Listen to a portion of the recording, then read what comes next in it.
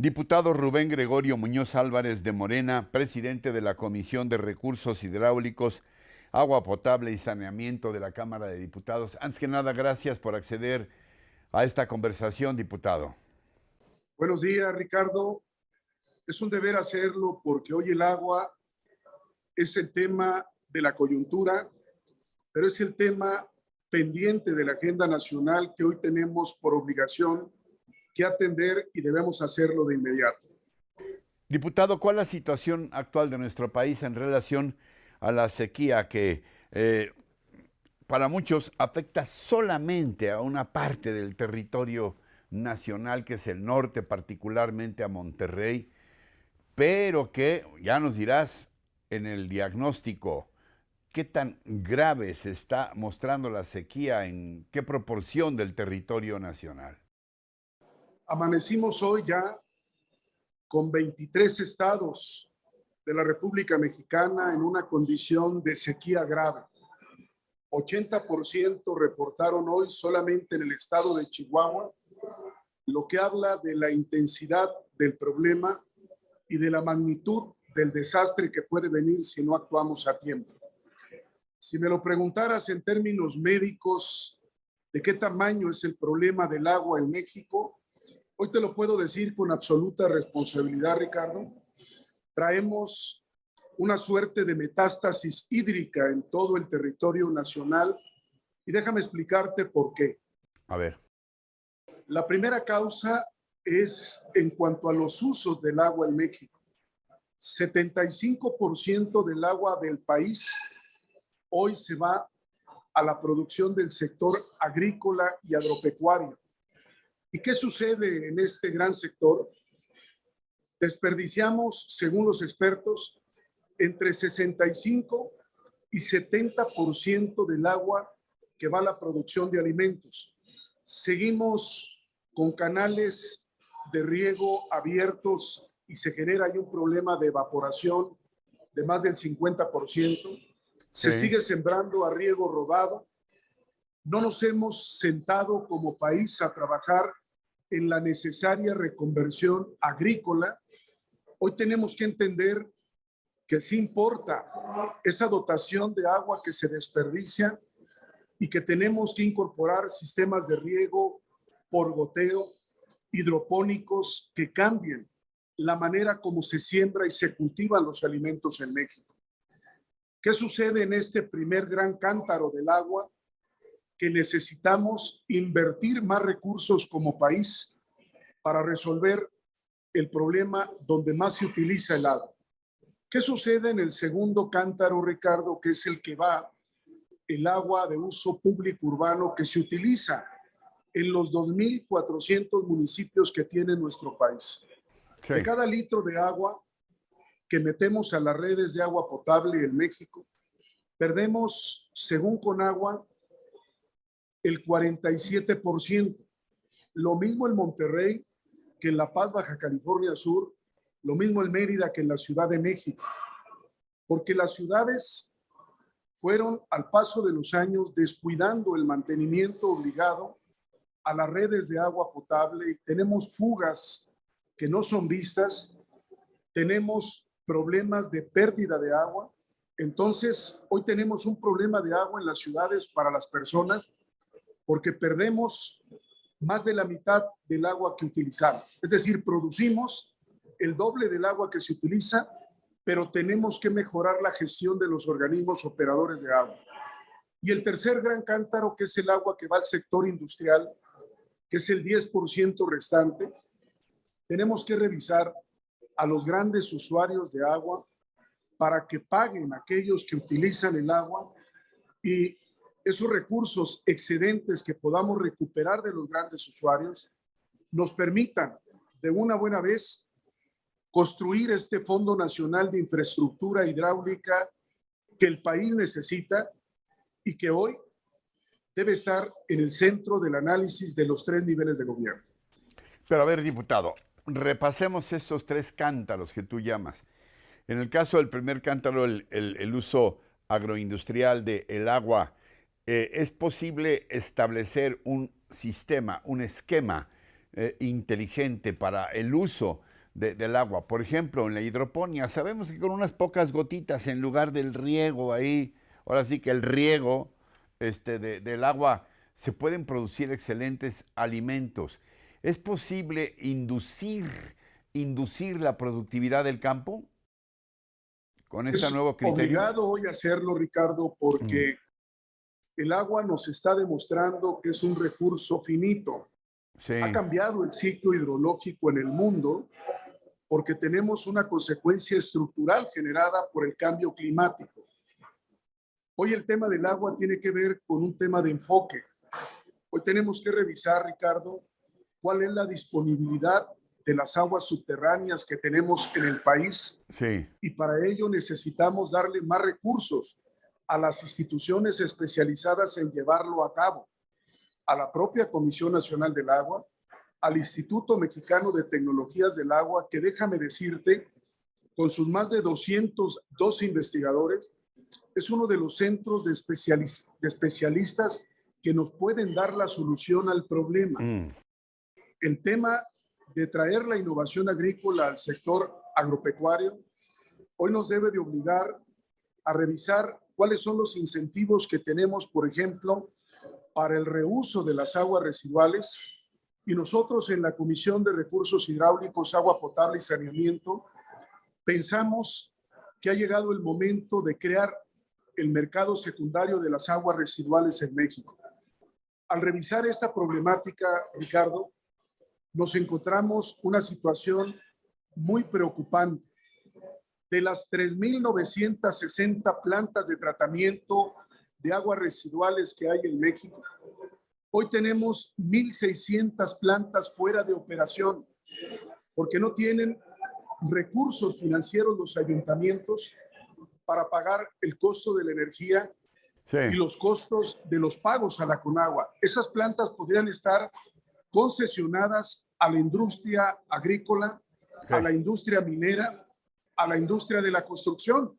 Te pongo un ejemplo de lo que han hecho en otros países. sí, Es obligado, por ejemplo, que toda la industria de la construcción ya no utilice agua potable, porque a las paredes que se construyen no les importa si el agua es agua claro, residual o es agua potable, Ricardo. Si hay solución, sí, tiene que haber una gran voluntad política nacional, ya, porque estamos hablando de más recursos al agua. Y aquí, en el estudio que estamos concluyendo, se requieren invertir 80,000 millones de pesos al año para construir la infraestructura hidroagrícola necesaria, pero también, Ricardo, para darle mantenimiento a la infraestructura agrícola que actualmente tenemos. Te pongo un ejemplo. sí, México tiene 806 presas en el país. Si le damos mantenimiento de desasolve a 200 de estas presas, estaríamos teniendo agua como si se construyeran 100 presas adicionales. La Comisión Nacional de Zonas Áridas, por darte un segundo ejemplo, ha construido en los últimos 40 años más de 11,000 represos en todo el territorio nacional, que son centros reservorios de agua, pero sí, que no les estamos dando mantenimiento, ya. y con el 10% de lo que costó construir cada represo, podríamos tener nuevos centros de aforo de agua para apoyar al sector agropecuario y que no falte agua en las ciudades. A ver, antes de hablar de las ciudades, nos brincamos al tercer cántaro. Brevemente, ¿se puede establecer una ley que obligue a las empresas que utilizan grandes cantidades de agua, hablo de las refresqueras, de las productoras de cervezas, en fin, a que paguen lo justo por el agua? Es moralmente obligado, Ricardo. Sí, Estamos revisando ahorita las 168,314 concesiones federales que tiene la Conagua otorgadas sí, en todo el país. Estoy hablando de los popotes que están desde Yucatán hasta Tijuana, y tenemos que obligar en la ley para que se instalen sistemas de micromedición para sí, que quien más use agua la pague, y ya, establezcamos una política en México, Ricardo, que lo del agua se vaya al agua, que no se meta a la gran licuadora del presupuesto nacional, sino que lo que se fiscalice del agua sí, podamos crear este fondo de infraestructura que el país necesita. Ya. Nada más para que tengas un dato, en las proyecciones que estamos haciendo de los recursos que se dejan de cobrar, establecemos que son más de 60,000 millones de pesos los que no se pagan al año en el tercer cántaro de este país. Con ese recurso, más los 34,000 millones que tiene de presupuesto la Conagua, podríamos completar la bolsa de los 90,000 millones de pesos que México necesita invertir año con año. Es necesario y es una alternativa que no solamente puede ayudar a las ciudades y a los ciudadanos que viven en ella, es una alternativa también para las miles de comunidades rurales que tiene nuestro país en todo el territorio nacional. Sí. Pero ¿qué pasa en las ciudades mexicanas, Ricardo? De los 2,471 municipios que hay en México, solamente 20 organismos operadores funcionan con números negros porque son los organismos que sí cobran el agua. Y el problema no lo tenemos en la población, quiero dejarlo muy establecido. El problema lo tenemos que no cobramos tampoco el agua de comercios, hoteles, parques industriales. Nuevamente, no cobramos el agua a los grandes usuarios. Ya. Hoy ha llegado el momento, Ricardo, de que cada ciudad mexicana, cada municipio, sepa, primero, cuánta agua produce, segundo, del agua que produce, cuánto se factura, y tercero, de lo que se factura, cuánto se recauda. Ha llegado el momento en que en México hagamos saber a los grandes usuarios y a la población en general que no hay recurso más caro que el que no se tiene, que hoy tenemos que cuidar el agua y cobrar por la gestión del agua para que no nos falte, para tener recursos y darle mantenimiento a las redes de agua potable, para que cada hogar de clase media y clase media alta tenga un micromedidor en su casa y se cuide cada agua que se utiliza. Y nada más para que tengas un segundo gran dato financiero.